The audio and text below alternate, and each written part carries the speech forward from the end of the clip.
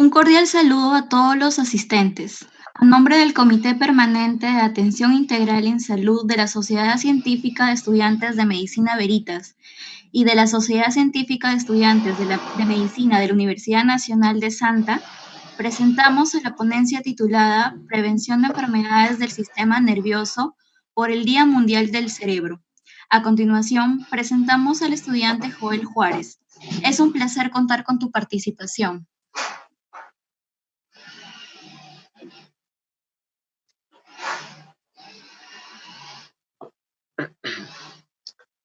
Hola chicos, ¿qué tal? ¿Cómo están? Muy buenas tardes a todos, a toda la comunidad la vallecana, sobre todo a nivel nacional.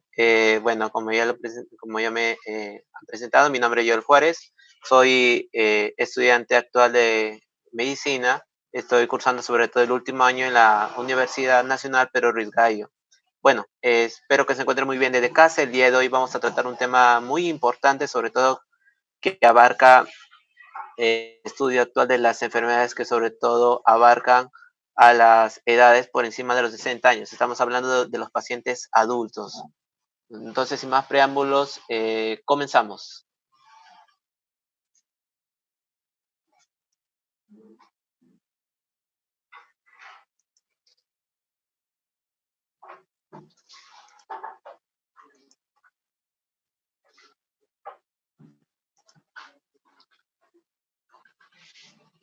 Muy bien, entonces, bueno, sabemos que una de las enfermedades que sobre todo afectan al paciente adulto o al paciente o al adulto mayor, como muchas personas lo conocen, o ya sabemos a los ya denominados ancianos, tienen a afectar sobre todo enfermedades con respecto al sistema nervioso central, ¿no? Entonces, para ello nosotros vamos a hacer sobre todo un breve repaso de cuáles son los órganos que involucran el sistema nervioso central, ¿no? Entonces, el tema principal del día de hoy son enfermedades degenerativas del sistema nervioso, ¿no? Muy bien. Entonces, eh, vamos a mencionar que el concepto de las enfermedades, sobre todo degenerativas del sistema nervioso, sobre todo abarca el conjunto de dolencias que sobre todo afectan a las neuronas del cerebro. Recuerda que esas neuronas son células que sobre todo se van a encontrar en un mayor porcentaje y que van a realizar muchas funciones principales, por ejemplo, funciones como la asociación, funciones sobre todo como recibir, percibir y responder ciertos estímulos, ¿no? Entonces, estas alteraciones de las neuronas que se encuentran en el sistema nervioso central, ¿no? Que principalmente vamos a abarcar del sistema nervioso conformado por el encéfalo y la médula espinal, ¿no? Pero al que nos vamos a enfocar el día de hoy es al funcionamiento del encéfalo, ¿no? El encéfalo está conformado a su vez por cerebro, cerebelo, tronco encefálico y diencéfalo, ¿no? Entonces, estas enfermedades van a tener sobre todo se van a presentar debido a una alteración de la estructura, sobre todo morfológica, en este caso del cerebro y de los siguientes órganos que también voy a mencionar más adelante, ¿no? Que también se van a ver involucrados parte del tronco encefálico y lo más importante, la conexión que hay entre neurona y neurona, ¿no? Entonces, esa va a ser la principal, en este caso, la, la principal alteración por el cual me va a desencadenar sobre todo las patologías neurodegenerativas en el paciente mayor, ¿no? En el paciente mayor. Muy bien, entonces tenemos acá cuáles son las alteraciones que ocasionan las enfermedades neurodegenerativas en el sistema nervioso. Tenemos acá que ocasiona alteraciones sobre todo con respecto al equilibrio, ¿no? También van a haber sobre todo problemas al respirar, al hablar, ya que ese paciente, sobre todo en las enfermedades que estás observando, como el Alzheimer, el Parkinson, la esclerosis lateral amiotrófica, la enfermedad de Huntington, la ataxia de Friedreich, la demencia de Corpus de Lewy, esclerosis múltiple, enfermedades neuromusculares tienen que afectar sobre todo a pacientes mayores de 50 o de 60 años, ¿no? Entonces, eh, esas patologías neurológicas tienen por finalidad alterar sobre todo en los procesos de la memoria, ¿sí? Los procesos sobre todo en la asociación de términos, en los funcionamientos del sistema, sobre todo cardiovascular, también en parte del sistema respiratorio, en el andar, en el caminar, sobre todo que tiene que ver mucho con el equilibrio, y pues ese también va a la par con los movimientos o la localización en el espacio, la memoria. Todo lo que afecta sobre todo al sistema nervioso se va a repercutir en todas las funciones del organismo, ¿no? Muy bien, entonces recuerda que de todas las enfermedades que afectan sobre todo al paciente mayor, se encuentra en una de las principales enfermedades, sobre todo los problemas neurodegenerativos en el sistema nervioso, ¿no? Seguido de problemas cardiovasculares y posteriormente tenemos a las patologías neoplásicas, ¿no? Muy bien, entonces el día de hoy vamos a tratar con vamos a hablar de puntos muy importantes de estas dos enfermedades que sobre todo abarcan la gran mayoría de población a nivel nacional y por ende también a nivel mundial, ¿no? Que es la enfermedad de Alzheimer y la enfermedad de Parkinson, ¿no? La enfermedad de Alzheimer, comenzamos, tenemos que recordar que estas enfermedades, sobre todo neurodegenerativas, no tienen en la gran mayoría de casos cura, ¿no? Pero ¿cuáles son las causas principales? Muchos de ellos tienen que ver sobre todo con el consumo de alcohol. Recuerda que este consumo de alcohol incluso puede variar dependiendo de la edad, ¿no? El consumo puede comenzar a una edad temprana, que aparte de ocasionar alteraciones neurológicas, estas alteraciones neurológicas son secundarias a problemas sobre todo fisiológicos como problemas cardiovasculares, hepáticos.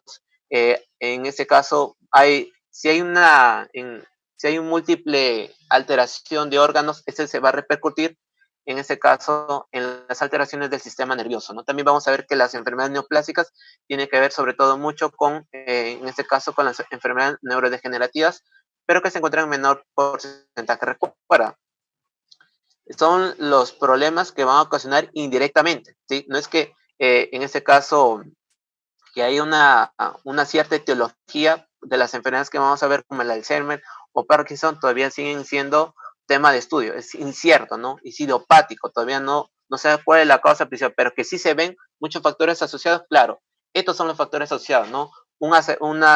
Pacientes que han sufrido sobre todo un accidente cerebrovascular, traumas, también tienen a ocasionar sobre todo enfermedades neurodegenerativas, también tienen los traumatismos, incluso se abarca sobre todo el consumo de fármacos o las personas que han estado en contacto con sustancias tóxicas, ¿no? Como en este caso el arsénico, el mercurio, o también personas que han presentado sobre todo múltiples enfermedades relacionadas a los virus, ¿no? También eso deben saber sobre todo que la hipertensión arterial, la diabetes mellitus, las enfermedades cardiovasculares sobre todo tienen una mayor repercusión en la formación de enfermedades neurodegenerativas.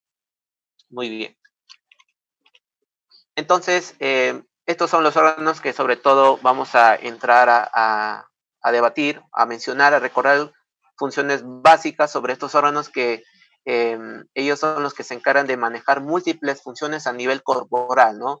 Recordamos asociación, movimientos corporales en el andar, en el caminar, en hacer múltiples actividades, en la coordinación, en reconocer olores, en responder a ciertos estímulos, pues este es uno de los órganos principales, sobre todo considerado como el asiento de la inteligencia, ¿no? Tenemos acá al cerebro. Recuerda que el cerebro tiene a presentarse sobre todo en todas las personas, todos nacemos con una cantidad igualitaria de neuronas, ¿no? Más de 100.000 millones. Pero estas, dependiendo de su uso, o bien comienzan a conectar, a formar la llamada sinapsis, que viene a ser la unión o la conexión que hay entre una o más neuronas, o posteriormente estas se van a ir degenerando, ¿no? Entonces, nosotros ya tenemos el concepto que la célula principal, sobre todo, que se encarga de llevar la información, de asociar, de interpretar y posteriormente de responder a través de una secuencia, sobre todo, que está conformada por el arco reflejo, que son los componentes que se encargan sobre todo de llevar la información hacia el cerebro, se encargan de procesar y posteriormente responder a este tipo de proceso cognitivo, en este caso sensitivo o motor, ¿no? Muy bien, entonces vamos a observar que la parte la que vamos a entrar sobre todo con respecto a las enfermedades neurodegenerativas y lo que tiene a afectar bastante, en este caso con la primera patología que vamos a mencionar y que es una de las primeras enfermedades neurodegenerativas que afecta a las personas mayores de 65 años, ¿no? Y que tiene que ver mucho con la edad, ¿no? Entonces, el factor principal nunca se olviden para la formación o alteración morfológica, sobre todo del sistema nervioso, es la edad. Recuerda que a mayor edad, a partir de los 40 años, entonces hay una mayor predisposición de formar ese tipo de enfermedad, ¿no? Y una de las alteraciones que tiene,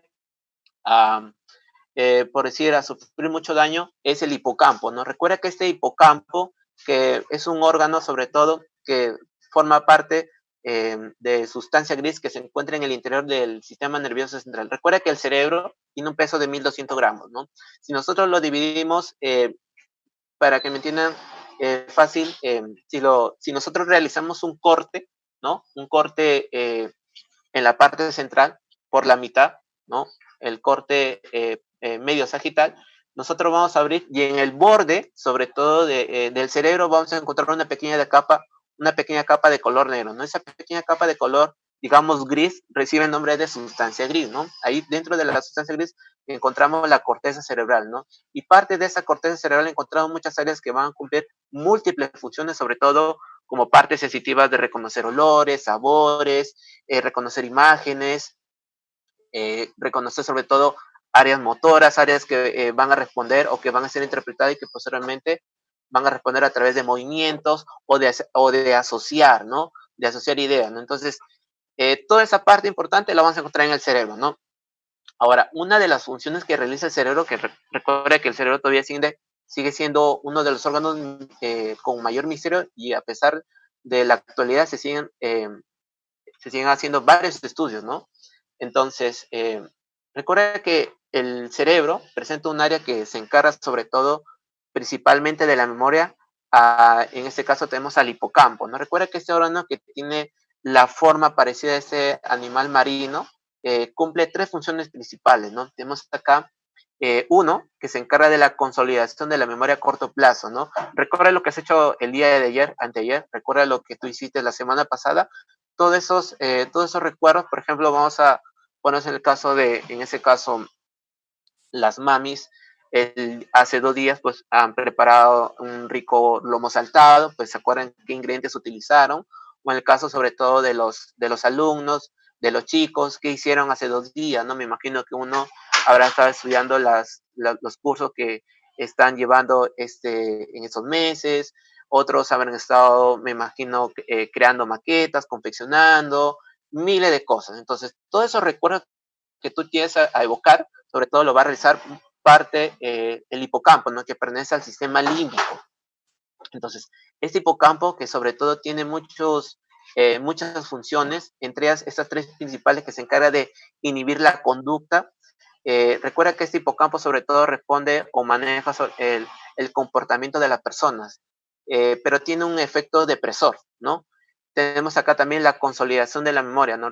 Como ya te he explicado, el evocar recuerdos a corto plazo, de hace días, semanas, entonces lo va a realizar este órgano. Y también se encarga de la localización y situación del espacio, ¿no? Es decir, ¿dónde estoy? Estoy acá en mi casa sentado. Si te vas sobre todo a la universidad, estoy acá en el tercer piso de la Facultad de Medicina Humana, Veterinaria, Ingeniería, en este caso tenemos mecánica, civil, entonces el lugar en donde yo estoy y donde yo reconozco las personas o las cosas que están en mi entorno, lo van a manejar el hipocampo, ¿no? Muchos estudios, sobre todo que mencionan al hipocampo, es en múltiples fallos de cirugías a nivel cerebral, ¿no? Cuando realizaban un corte, en este caso a propósito, en esas áreas muchos pacientes tenían problemas sobre todo en recordar o en este caso de aprender nuevas cosas y de no poder retenerlas, ¿no? Entonces, si vemos que este órgano queda alterado, se van a poder repercutir en la clínica que nosotros vamos a ver a continuación.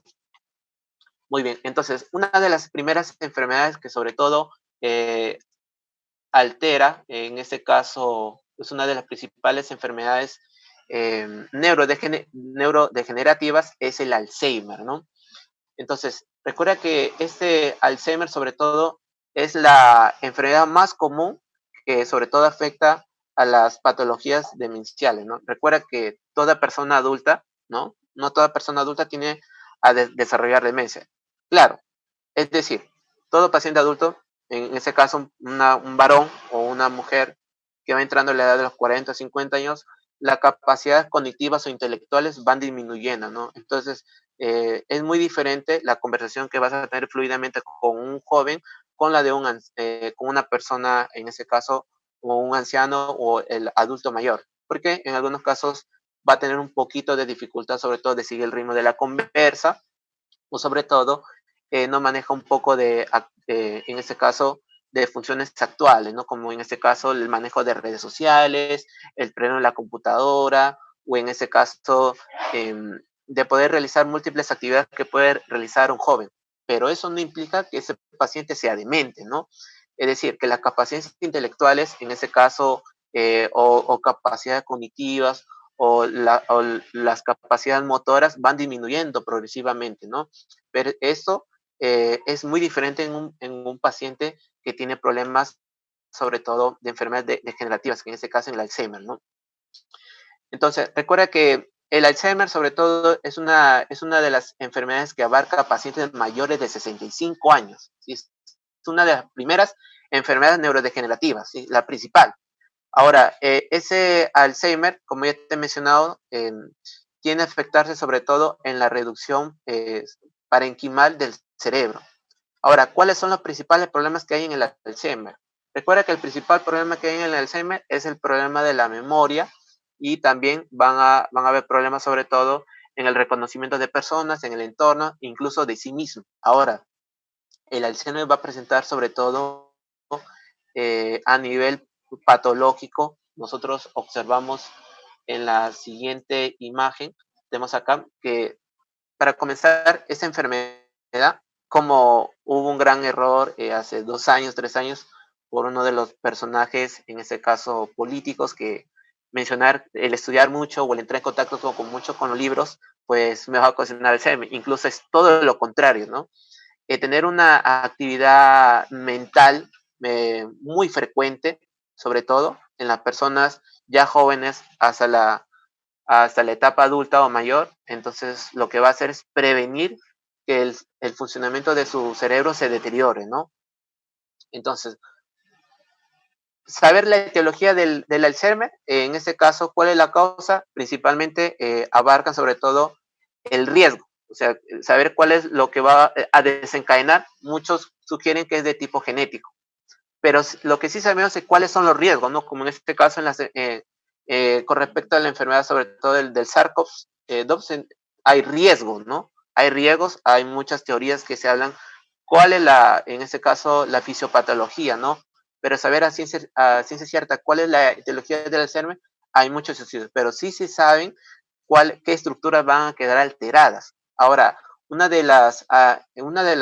este caso de la fisiopatología del Alzheimer, es que abarca que hay una proteólisis, en este caso, del precursor de la proteína amiloidótica, ¿no? En este caso me habla de una amiloidosis de la corteza cerebral. En términos simples, van a haber sobre todo disminución progresiva, en este caso, de la parte morfológica o de la forma del cerebro, como lo puedes observar en esta imagen, ¿no?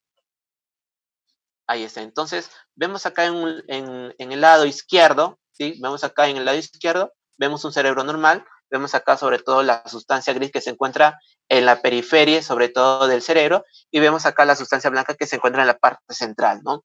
Vemos aquí sobre todo que la masa se encuentra muy conservada, ¿no? A diferencia de los pacientes que tienen sobre todo, que son diagnosticados Alzheimer, vemos acá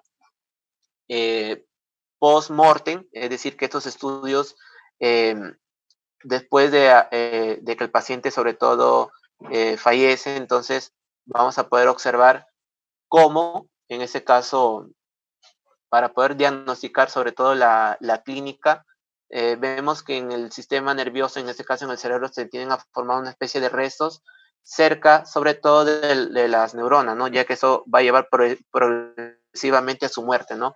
La presencia de placas de betas amiloidóticas y también la formación de ovillos neurofibrilares.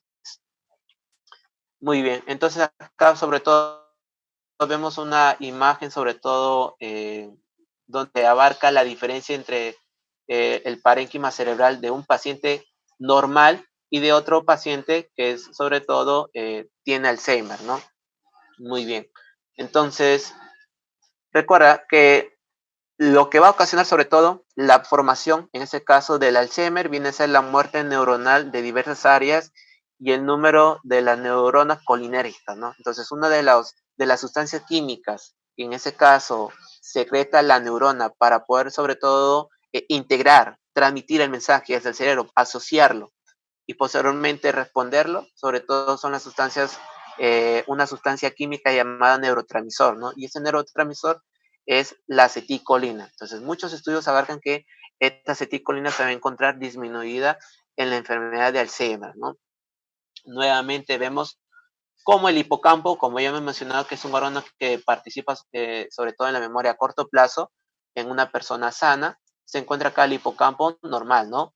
No hay disminución de la forma y tamaño, pero en una persona que ya comienza a tener sobre todo síntomas, en ese caso del Alzheimer, entonces tenemos que el hipocampo comienza a encogerse, ¿no?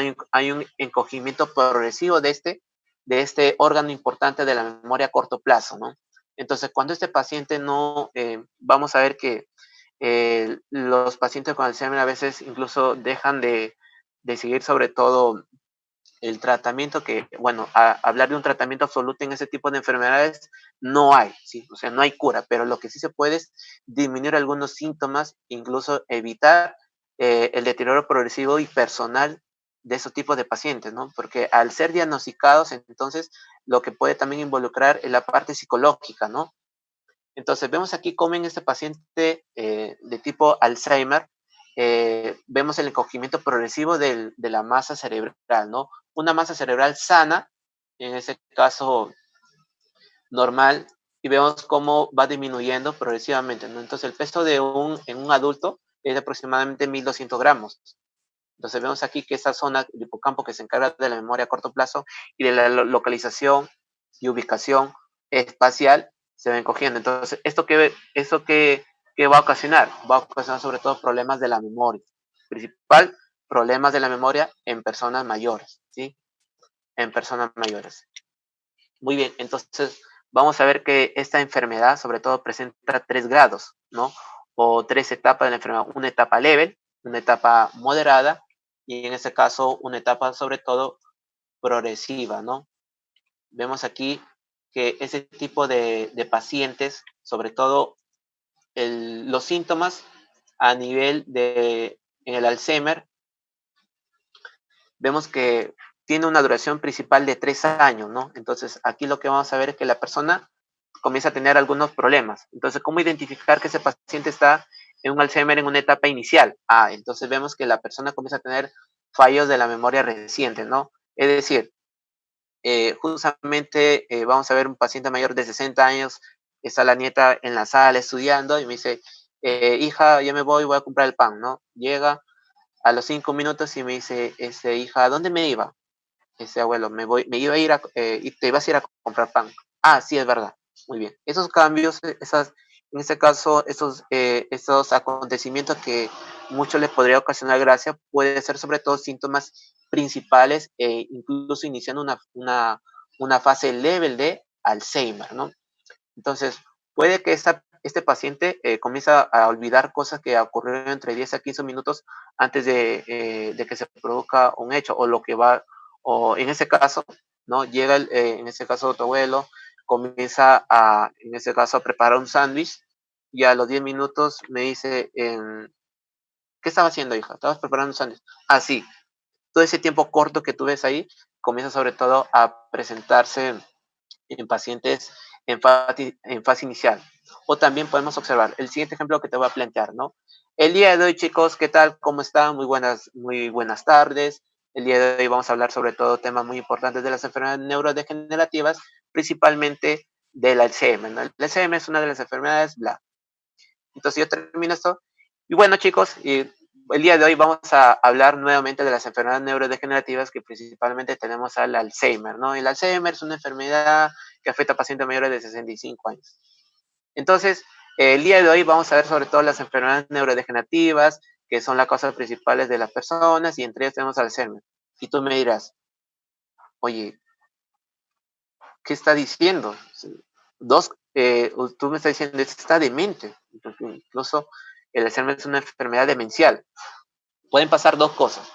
O puede que lo que estoy hablando es que te esté tomando el pelo, o dos, el paciente comienza a olvidarse de palabras que ha mencionado hace poco tiempo, ¿no? Hace 2 minutos, hace 5 minutos.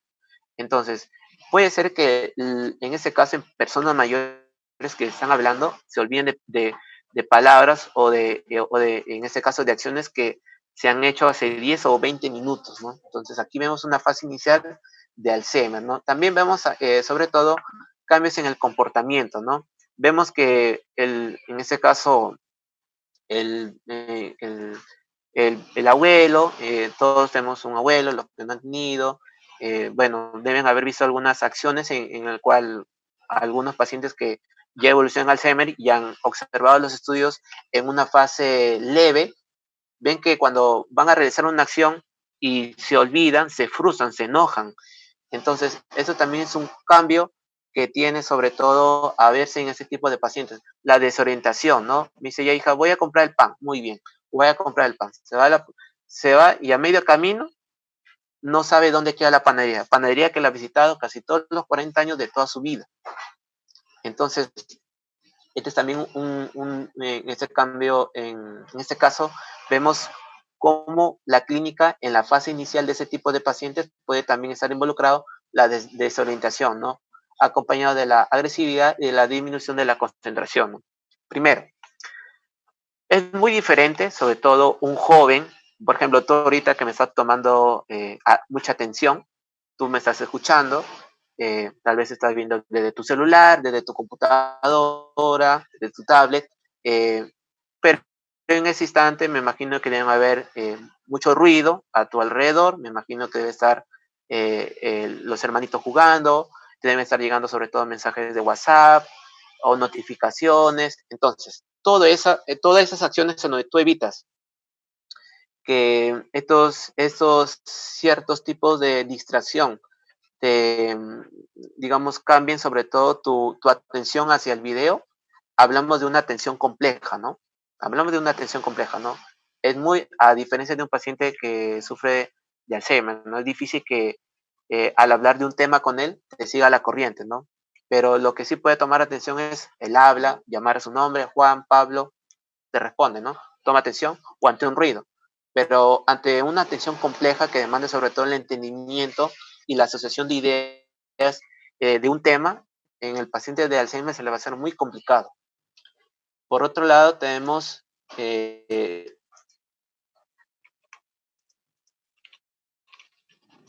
ahí está. Tenemos acá al Alzheimer de fase moderada, ¿no? Entonces, en una fase moderada comienza a notarse progresivamente la pérdida de la memoria, ¿sí? Entonces, vamos a observar sobre todo una pérdida progresiva de la memoria. Y aquí lo que tenemos que mencionar es que para que esa persona pase a un estadio de fase intermedia o fase moderada, tiene que pasar 3 años.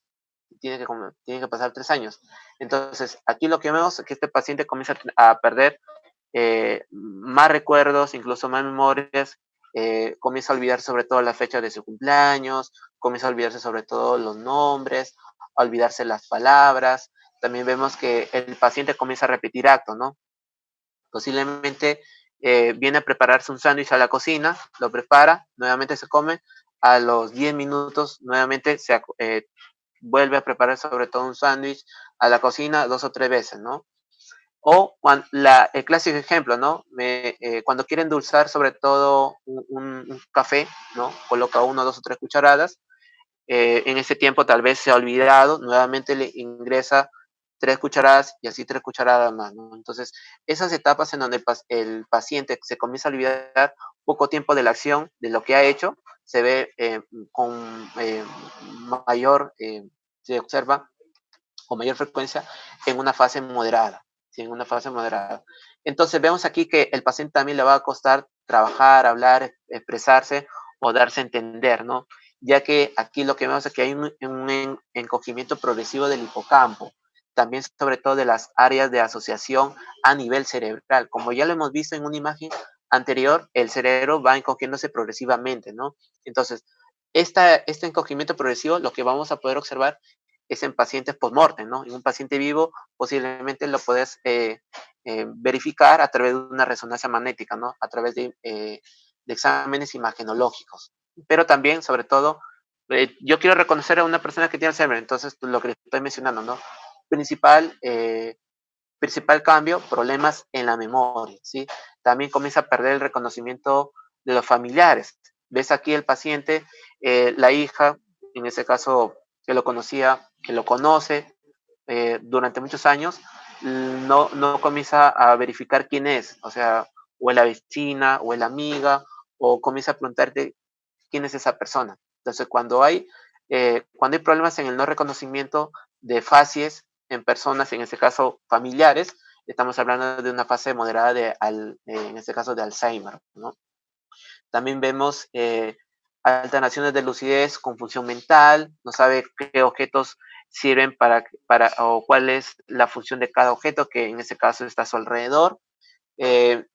Pero la fase, sobre todo, más, digamos que es un poco, digamos, para los familiares, un poco triste, es sobre todo que esos pacientes ya tienen que entrar en momentos ya o en situaciones de dependencia de otra persona, ¿no? Por ejemplo, vemos aquí en la fase número 3, ¿no? En la fase número 3, vemos que acá el paciente prácticamente entra a una dependencia total. Todo regresiona progresivamente, ¿no?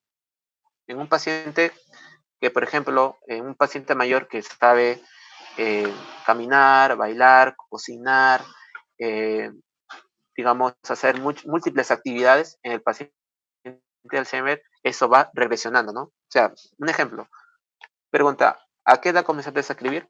Tú me vas a decir, solo yo comencé a escribir a los 5 años, 6 años, 7 años, ¿no? Pregunta, ¿cuando tú naciste sabías escribir? No. Muy bien, todo eso lo que has sido es aprendiendo, ¿no? Muy bien. Ahora, en este tipo de pacientes, lo que va a hacer es regresionar, ¿no? Entonces, todo lo que ha aprendido, en ese caso, se va deteriorando, ¿no? En ese caso, saber cepillarse, bañarse, el autocuidado, saber abotonarse, en ese caso caminar, irse al baño, ya no va a poder ese paciente. ¿Y aquí cuántos años han pasado? Nuevamente, han pasado aquí 3 años, ¿sí? Aquí han pasado nuevamente 3 años o más. Y aquí vamos a observar sobre todo la marcación de muchos signos que afectan sobre todo las facultades intelectuales, ¿no? Entonces acá los síntomas cerebrales se van a agravar, se va a notar una mayor rigidez muscular como la resistencia del cambio de la postura, ¿no? Y aquí, en esa etapa podemos observar sobre todo ya otros signos como temblares o crisis epiléptica, ¿no? Entonces aquí ya el paciente ya no reconoce absolutamente a ningún familiar. Incluso si se mira al espejo, no se reconoce ni a sí mismo. Entonces aquí esa personalidad que, bueno, el paciente se ha formado a través de los años, se pierde, cambia a gran medida, ¿no? Entonces, esa persona, perdón, tiene dificultades para lavarse, para vestirse, para andar, para caminar o para presentar una cierta pérdida de respuesta al dolor, ¿no? Incluso en esta etapa, el paciente comienza a tener problemas ¿para qué? Para defecar, ¿no? Tiene incontinencia urinaria y también problemas en la defecación, por lo que, como puedes observar en la imagen, pues va acompañada sobre todo de ciertos materiales que van a evitar sobre todo, en este caso, la, la limpieza de sí mismo, ¿no? Muy bien, y acá los alimentos, pues sin duda alguna, acá en esa fase la persona depende de otra persona, ¿no? Los alimentos por sí mismo ya no va a poder realizarlo cuando era joven, antes de presentarse estos mismos síntomas. Muy bien, entonces, para ello, ¿cómo puedo diagnosticar en ese caso Alzheimer, ¿no? Bueno, para ello se utilizan, en algunos casos, se utilizan sobre todo exámenes moleculares, ¿no? Pero también hay unos exámenes tipo test, por lo cual tiene una valoración de 28 a 30 puntos, ¿no? Y es aquí donde se le aplica múltiples preguntas que tienen que ver mucho en este caso estamos observando acá el Mini-Mental State Examination, ¿no? Que aquí ya sabes que está basado en los exámenes Folsen, aproximadamente que se comenzaron a dar en los años 1975. Entonces, aquí, bueno, es un examen común normal, pero ¿qué vas a abarcar, no? La orientación, la memoria, el reconocimiento, la parte cognitiva del paciente, ¿no? Y esto me va a recolectar cierto puntaje, ¿no? Acá, bueno, creo que aquí de repente hay algunos estudiantes de medicina que ya estarán en tercer o cuarto año y cuando van a rotación a los pacientes, no necesariamente a los pacientes en ese caso del pabellón donde hay problemas neurológicos, sino a todos, ¿no? Ya que una enfermedad incluso puede alterar sobre todo la orientación de tiempo y espacio, ¿no? Entonces siempre se le plantea al paciente cómo está, eh, dónde se encuentra, qué día estamos, cuál es la fecha, si hay un familiar cerca, se le pregunta quién es ella. Entonces también, aunque no se abarca en su totalidad este estudio a los pacientes que en realidad debería hacer, tiene como mucha importancia reconocer cómo se encuentra la función neurológica en el paciente, ¿no? Que en la gran mayoría de casos, sobre todo en pacientes que se encuentran en diferentes áreas, pues todos tienen a responder correctamente, ¿no?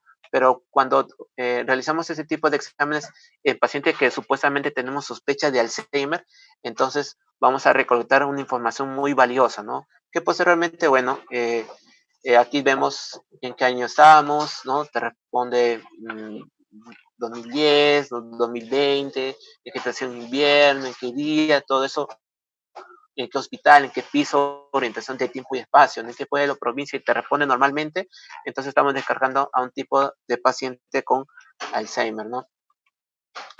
Muy bien, entonces, una de las recomendaciones que siempre te plantean, ¿no? ¿Cómo evitas a un paciente que sufre de Alzheimer, chicos, ¿no? Que incluso lo vamos a mencionar al final, ¿no? Eh, recuerda, como dijo, como muchos profesionales lo mencionan, ¿no? Todo músculo ejercitado por mucho tiempo es difícil que en ese caso, o tu cuerpo, cuando lo ejercitas, en ese caso como los músculos, has visto personas mayores de 60 años que toda su vida han realizado ejercicio, atletas, gimnastas, y ellos se mantienen, incluso pueden hacer más ejercicio que una persona de 25 o de 30 años, ¿no? Entonces, ese cambio o esa adaptación eh, funcional que tienen ellos, sobre todo, involucra mucho en la protección de ciertas enfermedades a nivel corporal, ¿no? En ese caso, un paciente que ha llegado a los 60 años y que toda su vida ha practicado deporte, es muy difícil o digamos que la probabilidad de contraer enfermedades cardiovasculares o de otras áreas sean muy bajas, ¿no? Y es aquí en donde la concentración normal de glucosa, de lípidos, de triglicéridos, de transaminasas se va a encontrar en valores normales, ¿no? Por el simple hecho de que aparte de haber realizado sobre todo ejercicio a nivel muscular, pues en este caso también la alimentación va acompañada, ¿no? Igual pasa acá con el Alzheimer. Recuerda, muchos mencionan que las enfermedades neurodegenerativas eh, prevenir directamente es imposible, pero sí podemos sobre todo seguir ciertas normas que van a evitar que enfermedades como la diabetes, la hipertensión arterial o problemas cardiovasculares se presenten. Si cuidamos esa línea, entonces lo que es lo más probable es que el riesgo de contraer ese tipo de enfermedades también va a ser muy baja, aunque recuerde que uno de los factores es la edad, ¿no? Pero como toda persona, si es que toda prevención va a evitar sobre todo la repercusión de una alteración morfológica, como vemos que son las enfermedades, ¿no? Igual pasa acá con el cerebro, ¿no? ¿Qué pasa si tú lo ejercitas, en ese caso, toda tu vida, ¿no? Vemos aquí, sobre todo a los estudiantes, ¿no? Eh, vamos a poner un caso acá, los estudiantes de medicina. En el colegio, bueno, han llevado la etapa de llevar mucha educación, en este caso, mucha preparación para la universidad. En la universidad te preparas tus 7 años, posteriormente haces tu internado, tu serum, haces tu especialidad y sigues preparándote. Entonces, ese cerebro activo que está constantemente usado mañana, tarde y noche. Entonces es muy probable que en ese tipo de personas una enfermedad demencial que sobre todo tiene que afectar a personas mayores de 65 años, en ese caso es el Alzheimer, es lo más probable que no suceda en ello, ¿no? Ya que el uso en este caso del cerebro es constante y eso se debe a que las neuronas están siendo utilizadas progresivamente, constantemente, ¿no? La sinapsis es el punto principal para evitar sobre todo ese tipo de patologías. Muy bien. Ya acá pasamos con otra enfermedad que viene a ser el Parkinson, ¿no? Entonces, recuerda que el Parkinson es otra de las enfermedades, sobre todo neurodegenerativas, que tiene que ver mucho con el control motor a nivel corporal. Algunos mencionan es lo mismo enfermedad de Parkinson que parkinsonismo y tiene que tener mucho cuidado, ¿no?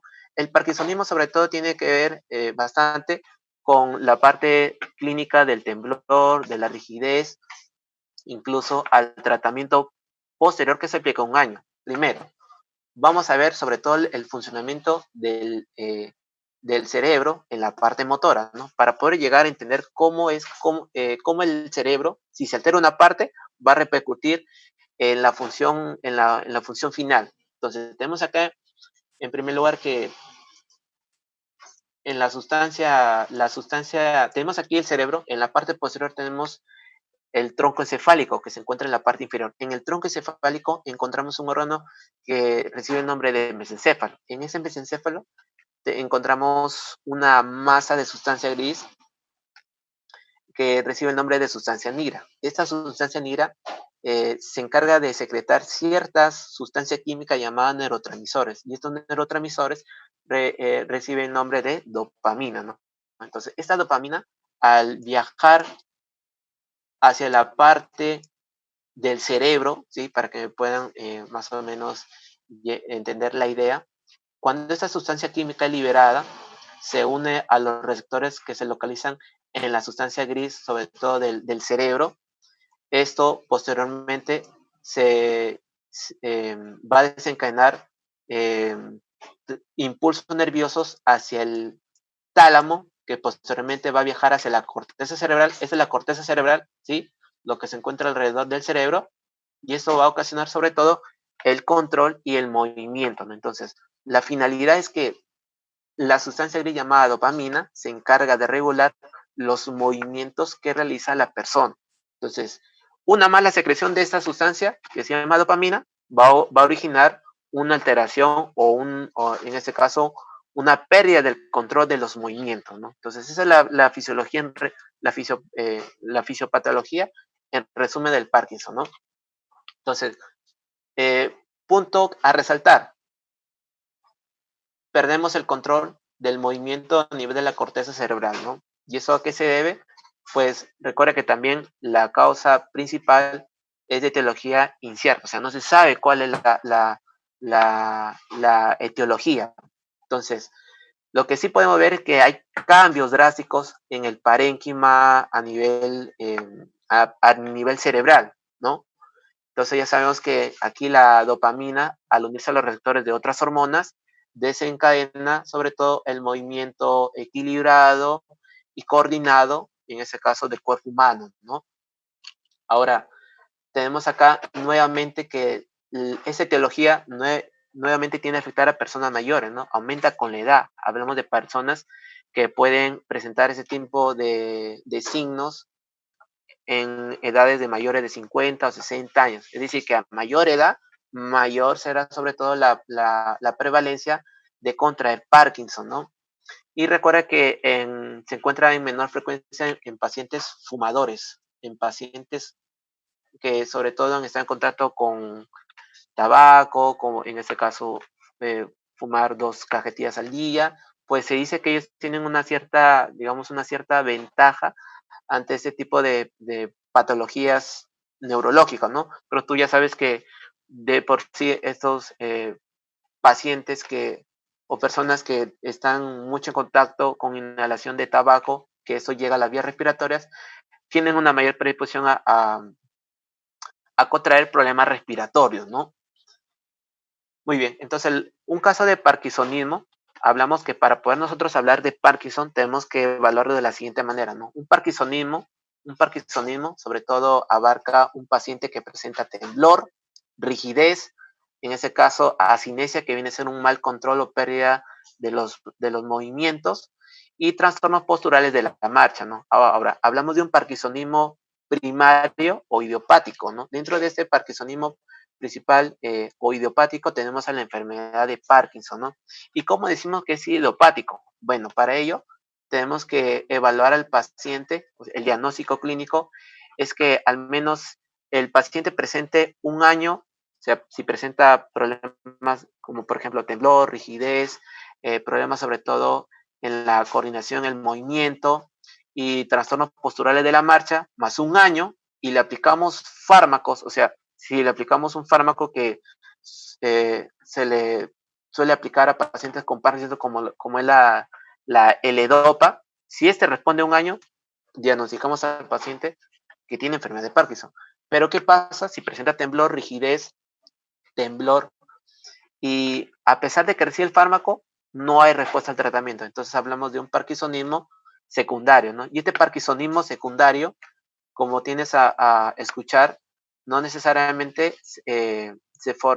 no necesariamente va a ser consecuencia a la edad, sino que también se da por el consumo o el contacto de ciertos fármacos o también por la presencia de enfermedades secundarias.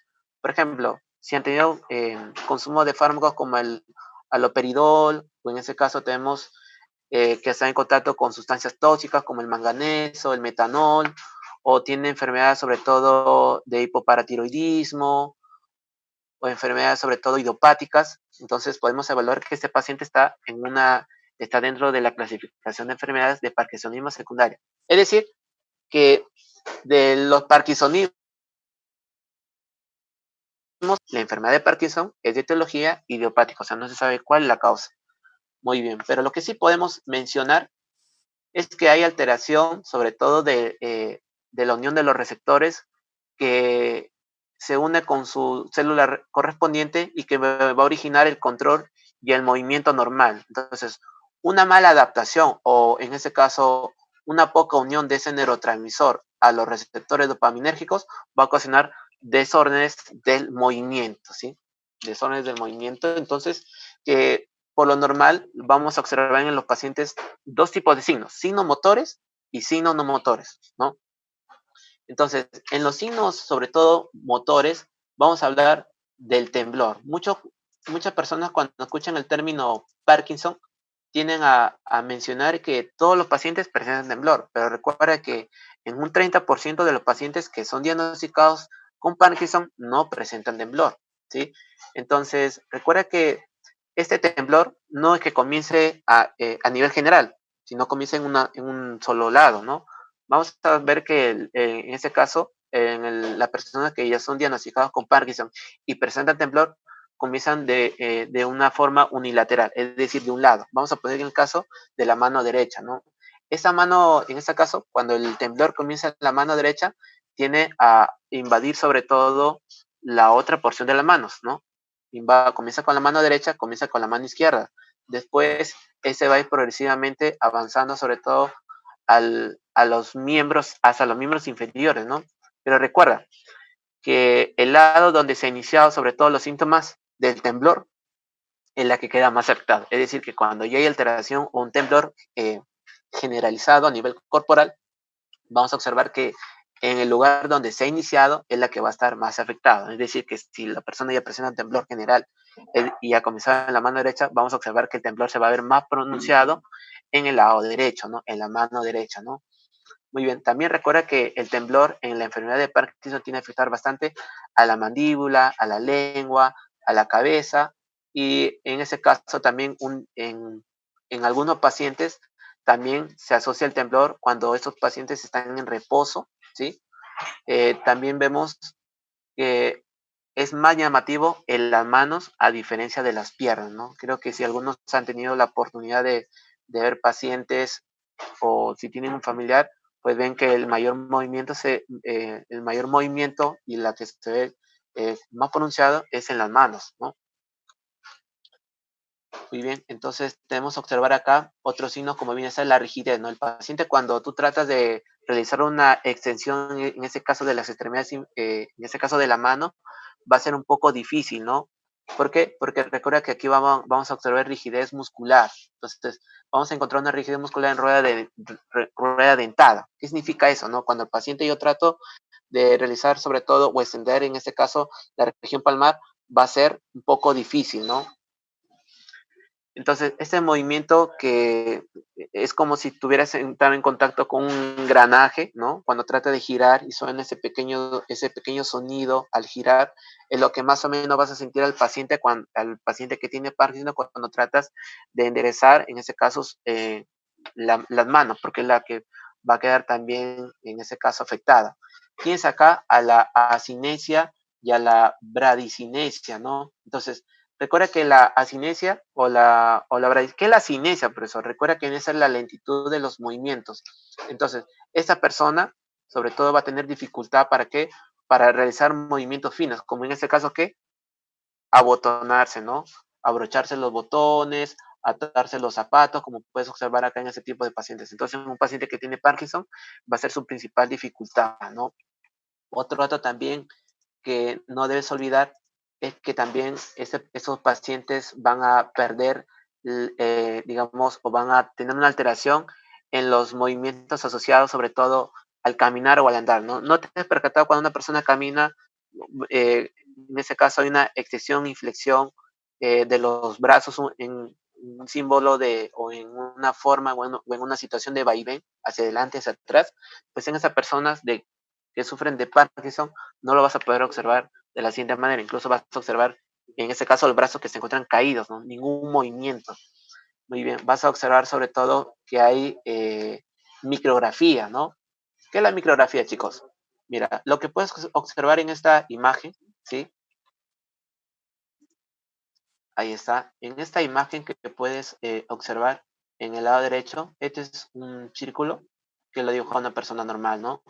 Yo le digo a un paciente que quiero, en ese caso, ver si es que cumple los requisitos para, en ese caso, darme el diagnóstico definitivo de Parkinson. Se realizan muchas pruebas, ¿no? Entre ellos, bueno, acá yo dibujo una espiral, ¿no? Yo le digo al paciente, a ver, ¿me puede dibujar esta espiral? Claro, me dice. Muy bien. Al realizar el dibujo de esta espiral, no lo va a hacer igual, sino lo va a hacer más pequeño, ¿no? A esto se le llama micrografía, ¿no? Y este es uno de los signos muy característicos en esos tipos de pacientes, ¿no? Por otro lado, bueno, yo escribo una palabra donde le digo, este es un día hermoso, ¿sí? Lo puede escribir, claro. Mira, ¿ves aquí que el paciente escribe la letra E y después, mientras sigue escribiendo las demás letras, estas van a tener una forma más pequeña a la anterior, ¿no? ¿A eso cómo se le llama? Micrografía, ¿no? Micrografía.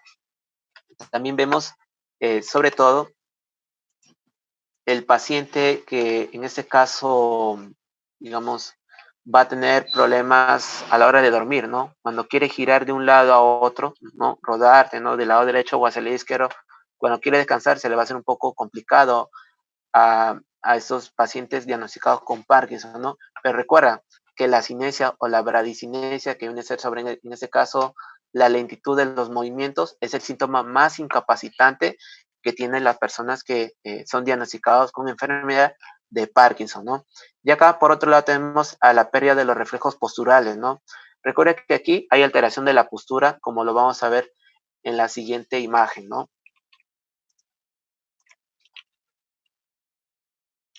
Muy bien, entonces tenemos aquí, en este caso, para diagnosticar sobre todo Parkinson también lo vamos a ver en tres estadios, ¿no? Tenemos acá el estadio inicial. Ya hemos mencionado que uno de los síntomas motores, torpeza, en este caso tiene el paciente para poder incluso realizar movimientos finos, como en este caso viene a ser abrochar los botones, ¿no? Muy bien, o también vemos el temblor, ¿no? El temblor que al querer escribir o sostener algún objeto, pues se va a ver muy pronunciado en ese estadio, ¿no? También vemos, por otro lado, que cuando llega al estadio 2 vamos a encontrar rigidez de los músculos del rostro. Es decir, que este tipo de pacientes no va a poder realizar expresiones como al sonreír, al estar enojado. No sabemos si este paciente paciente puede estar alegre o enojado, triste, ¿no? Entonces, aquí va a haber sobre todo rigidez de los músculos faciales, ¿no? También vemos temblores y lentitud de los lados del cuerpo. ¿Ves aquí que también pierde la postura? ¿Sí? Pierde la postura, sobre todo a nivel corporal, no se encuentra sobre la línea medias, en ese caso del cuerpo, se encuentra desviada hacia un lado, ya sea hacia el lado derecho o hacia el lado izquierdo, pues eso es lo que se observa en el estadio 2, ¿no?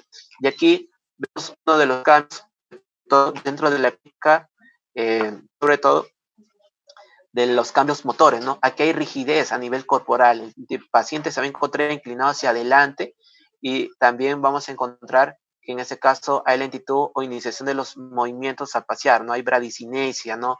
Hay lentitud de los movimientos para poder realizar cualquier actividad que ese paciente quiera realizar, ¿no?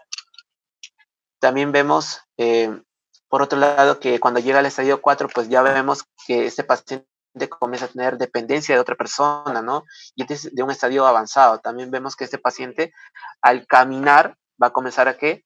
A arrastrar. Este paciente, cuando se traslada de un lugar a otro, siempre vas a escuchar sobre todo el sonido de arrastre de los zapatos, que este tipo de, que ese paciente echa al andar, ¿no? Por otro lado, tenemos que cuando llega a un estadio 5, el paciente, pues, el lenguaje que tiene a mostrar o hablar o al querer transmitir algún mensaje, pues no se le va a entender, ¿no? Y acá, pues, vemos que el paciente ya presenta una invalidez total. Ahora, recuerda que hay otras, como puedes observar, hay otros signos no motores, ¿no? En este caso tenemos a los dolores sensitivos que pueden abarcar los dolores sociomusculares, ¿no? Es decir, que son síntomas que no van a estar relacionados al movimiento, ¿no? Vemos acá dolores osteomusculares que se observan en los pacientes. Vamos a observar también calambres, vamos a ver entumecimiento de algunas zonas que no se sabe cuáles son los lugares, ¿no? Puede ser en el brazo, puede ser en las extremidades inferiores o en las manos, ¿no? También observamos aquí la hiposmia, ¿no?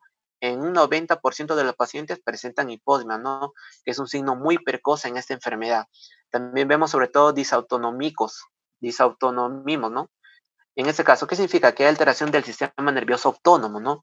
Entonces, si hay problemas del sistema nervioso autónomo, en ese caso del parasimpático, el paciente tiene una tendencia a sufrir procesos de estreñimiento, ¿no? Que también es un signo precoz en esta enfermedad. También otras alteraciones es como la disfunción sexual, ¿no? Y también síntomas urinarios que se observan en signos ya tardíos, ¿no? En un estadio avanzado. También vemos otro punto muy importante que es la depresión, ¿no? Que son síntomas como la ansiedad, la fatiga, tienen a aparecer entre los 40 o 50% de los pacientes diagnosticados con Parkinson, ¿no? Por otro lado, vemos aquí el sueño. El paciente va a presentar el síndrome de las piernas inquietas durante el sueño, ¿no? Y eso que le va a imposibilitar que pueda tener un sueño placentario, ¿no? Placentero, ¿no? Placentero. Entonces, bueno, este tipo de pacientes no va a poder conciliar los sueños, y pues eso le va a generar molestias y bueno, esto se va a ver en los días posteriores al paciente muy cansado, ¿no? La psicosis, alucinaciones visuales. Recuerda que mientras la enfermedad va evolucionando, el paciente comienza eh, prácticamente a interpretar imágenes que se encuentran cerca o lejos, ¿no? Y bueno, tenemos acá que los pacientes con Parkinson tienden a tener síntomas neuropsicológicos, ¿no? Como en ese caso, la demencia.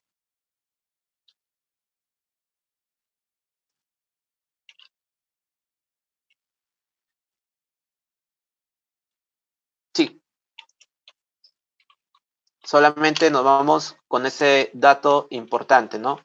¿Se puede prevenir?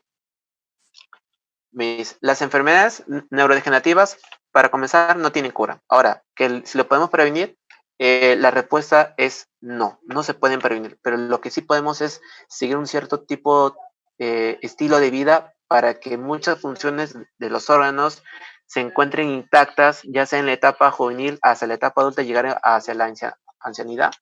Entonces, siguiendo ese tipo de estilo de vida, podemos evitar a que las enfermedades neurodegenerativas secundarias a enfermedades como la presión arterial o accidentes cerebrovasculares o entre otras etiologías que te he mencionado a inicio, entonces no se van a presentar en esa edad y vamos a poder gozar de una vida tranquila y sin ningún problema. Pero recuerda que también hay que manejar ciertos puntos muy importantes, como por ejemplo, mantener estables los niveles de colesterol. Recuerda que los niveles de colesterol, hablamos de un colesterol óptimo de 100 a 125 miligramos, entonces si esto sobrepasa, ya sabes que su incremento pasando los 300 miligramos, ¿sí?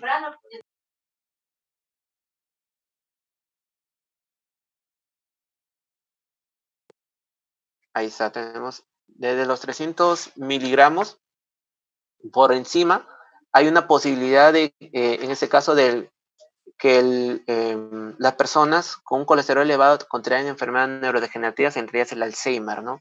También las personas que sufren hipertensión arterial, ¿no?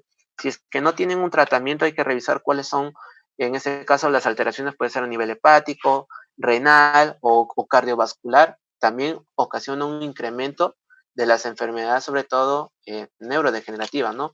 Y también, pues, el sedentarismo, actualmente la pandemia hace que muchos pacientes, en ese caso, el adulto mayor pues se ve posibilitado de hacer muchas actividades, ¿no? Sobre todo aún más en casa.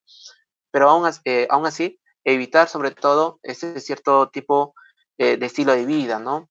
Ya que eso también ocasiona que las arterias pierdan elasticidad y cuando pierden elasticidad, eso va a originar una dificultad en el transporte de sangre que tiene por finalidad oxigenar a las células nerviosas, ¿no? En este caso son las neuronas.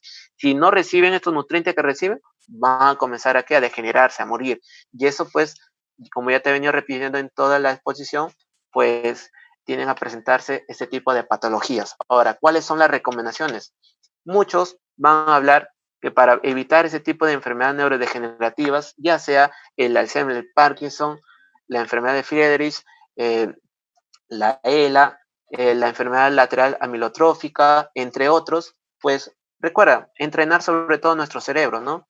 Tener que tener esa, digamos, esa utilidad de todos los días, de emplearlo en actividades donde demanden bastante función mental, ¿no?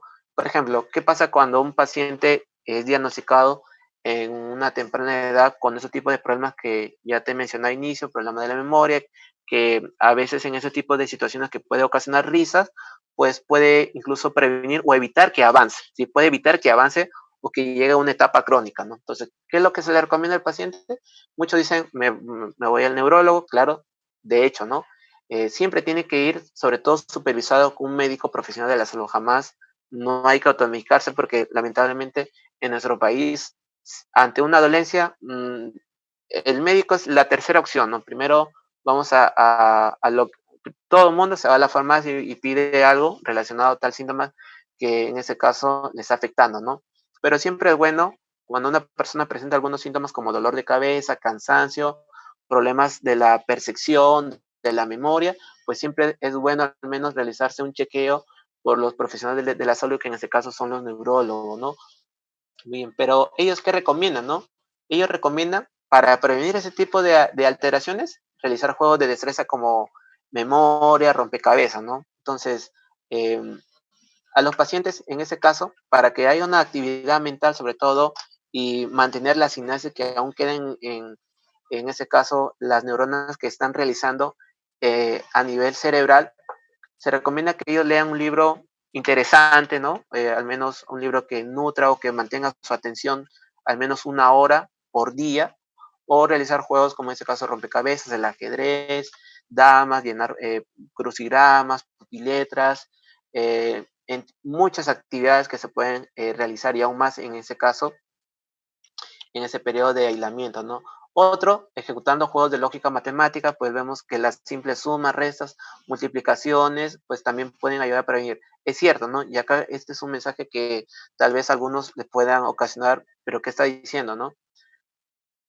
Todos, incluso incluyo, hay muchos familiares que, bueno, hay hijos que, de personas que tienen abuelos, padres que exitosamente han llegado a tener una profesión, tienen un ingreso que les ayuda a vivir muy cómodo, por lo que este tipo de situación hace que al paciente mayor ya evite de realizar actividades que por su misma edad se le hacen un poco difícil. Pues en esa parte si es que al paciente en ese caso se le encarga actividades de tipo mental, que lo mantengan distraído, como en este caso las operaciones matemáticas, créeme que van a ayudar a reducir sobre todo ese tipo de problemas neurodegenerativos, ¿no? Dejar de decir, no, por favor, abuelo, papá, tú ya trabajaste todos mis 40 años, tú me has formado a nivel profesional, ahora me toca a mí, te voy a dar todo. Claro, está bien, está muy bien eso, pero recuerda que no hay que a esta es una persona y no hay que dejar a ese tipo de pacientes como una persona inutilizable. Entonces, dejar que sea una persona no útil para ciertas actividades ocasiona que el cerebro no comience a funcionar correctamente o a no ser utilizado muy frecuente y esto tiende a terminar pues en enfermedades de tipo demencial, ¿no? Ahora también, actualmente la tecnología yo sé que ha invadido en toda la casa, ¿no? Todos tienen un smartphone, ¿no? Eh, no es que los pacientes mayores, no es que a ellos se les diga, no, no utilicen el smartphone. Está bien, ¿no? Claro, porque es una forma de comunicar con otras personas, ya que también los problemas, cuando este tipo de pacientes son diagnosticados, pues la parte social tiene también a afectarlos a ellos. El aislamiento, la soledad, en ese caso hace que los pacientes también a nivel, sobre todo a nivel de la conducta del comportamiento, también influye en el avance progresivo de esas enfermedades, ¿no? Muy bien, el socializar con otras personas también evita también que esta enfermedad avance progresivamente, ¿no?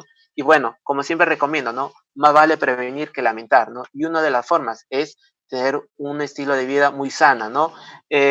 Consumir alimentos balanceados, alimentos antioxidantes, ¿no? Ya que estas enfermedades degenerativas se ven involucradas bastante con una dieta de balanceada, ¿no? Y eso lo observamos en muchos estudios que se realizan en Estados Unidos, ¿no?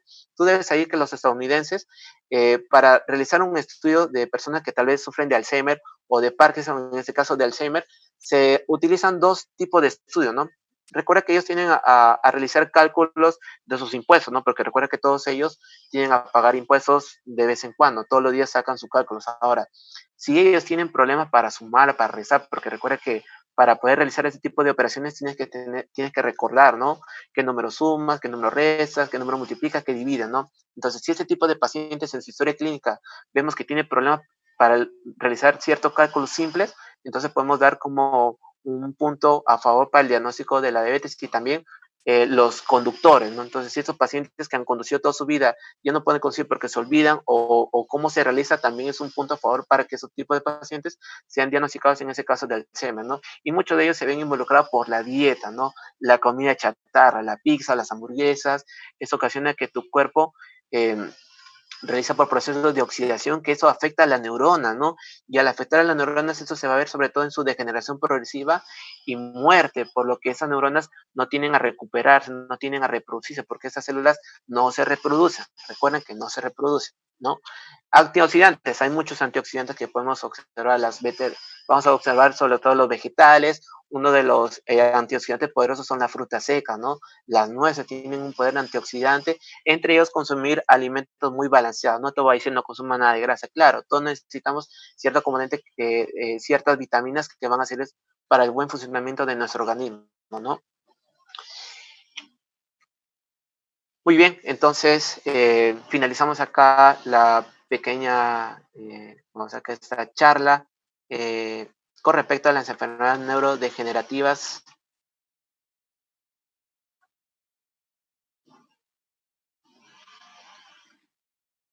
A nombre de CEPAI, CIEMBE y SOCEMUNS, agradecemos al estudiante y profesor Joel Juárez por su tiempo y por contribuir en el bien de la prevención y promoción de la salud. De igual manera, agradecemos a todos los participantes. Que tengan una excelente semana. Muchas gracias.